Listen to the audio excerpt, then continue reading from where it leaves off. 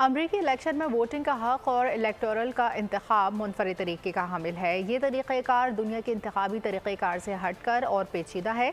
Voting का हक अमरीका में किस शहरी को मिलता है और शहरियों की जानिब से चुना गया इलेक्टोरल कॉलेज होता क्या है, जानते हैं इस रिपोर्ट में। अमरीकी इलेक्शन दुनिया भर में मरकज़े निगाह। इलेक्शन का तरीक़ेकार भी मुनफरिद और अनोखा। अमरीकी इंतखाबात में वोट डालने के लिए वोटर्स का अमरीकी शहरी और कम अज कम 18 साल का होना लाजमी है। वोटर्स के लिए लाजिम है कि वो रियासत में एक मखसूस तारीख से पहले रजिस्टर्ड हों। बाज़ अमरीकी रियासतों में सजा याफ्ता मुजरिमों और जहनी तौर पर गैर फाल लोगों को वोट डालने की इजाज़त नहीं।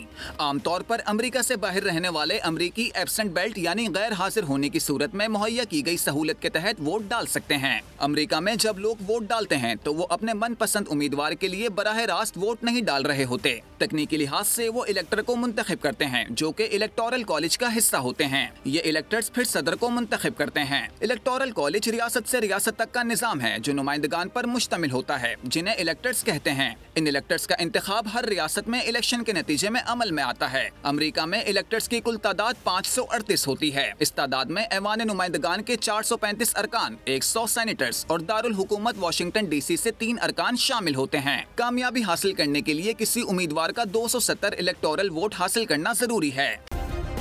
सब्सक्राइब करें और बेल दबाएं ताकि कोई खबर रह न जाए।